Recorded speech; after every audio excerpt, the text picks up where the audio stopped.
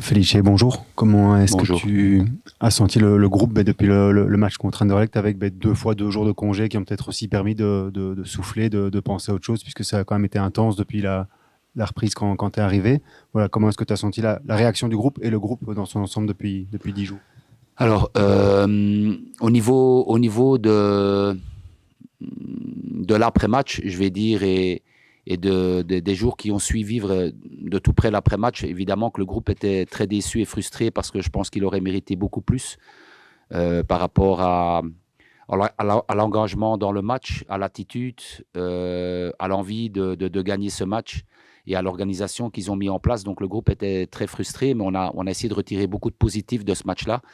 Et la réaction a bien évidemment été très très bonne aux entraînements avec une très bonne mentalité, du bon travail. Donc on est aujourd'hui dans un état, en tout cas dans l'atmosphère, très positif par rapport à malheureusement cette défaite d'Anderlecht. Tu as eu l'occasion de récupérer quelques joueurs de manière, on va dire, espérons pour eux, définitive à l'entraînement. Ils ne sont pas encore dans la sélection, c'est encore un peu trop tôt pour eux d'être aptes pour un match. Oui, d'abord, c'est bien d'avoir récupéré tout le monde, comme tu dis. C'est une très bonne chose ben, pour le groupe, pour la concurrence.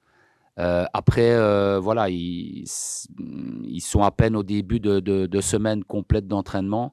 Et je pense que je suis assez satisfait de ce que j'ai vu jusqu'à présent par rapport aux joueurs qui sont là, qui ont la chance d'être sélectionnés. Donc, je pense que c'est bien aussi qu'ils aient du rythme et qui jouent bien évidemment en U23 pour réacquérir le rythme parce que quand on est blessé, le plus important, une fois qu'on est guéri, il suffit pas de dire il est prêt, il est guéri, il faut acquérir du rythme et c'est en jouant qu'on acquiert du rythme.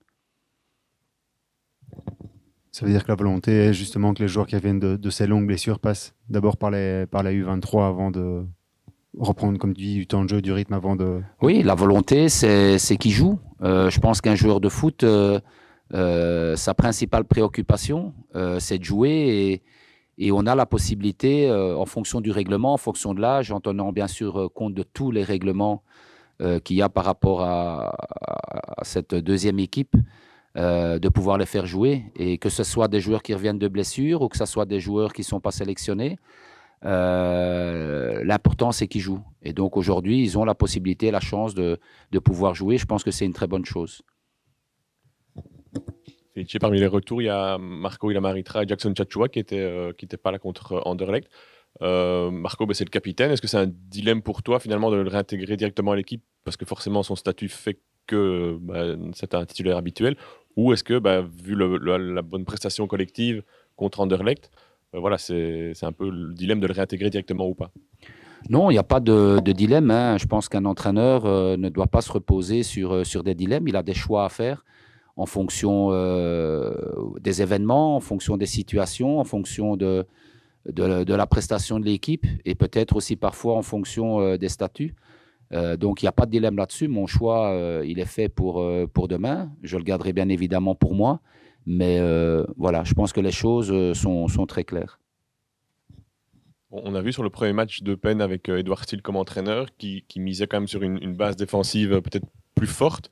Est-ce que ça veut dire qu'il faudrait un Charleroi aussi plus créatif, plus efficace en zone offensive forcément pour marquer?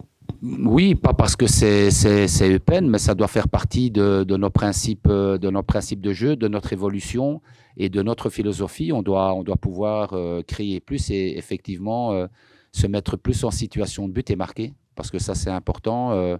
On doit trouver la manière et on doit trouver les solutions pour marquer, que ce soit contre Eupen ou contre peu importe quelle équipe.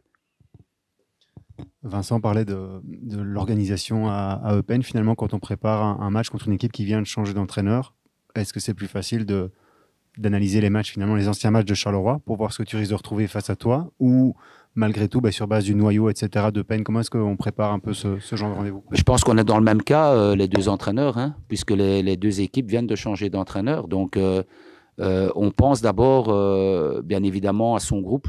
Quand un nouvel entraîneur arrive, je pense, dans une équipe, l'important, c'est qu'il installe sa philosophie et ses principes de jeu. Donc, le plus important, évidemment, c'est d'avoir cette continuité et cette progression dans sa philosophie, dans la philosophie du nouvel entraîneur. Ensuite, on doit tenir compte, bien évidemment, de l'adversaire, ce qu'on a fait et ce qu'on fera, évidemment, demain. Est-ce que c'est encore plus difficile, plus exaltant, plus challengeant, justement, de préparer un match contre un coach qui connaît mieux que personne, finalement, ton équipe?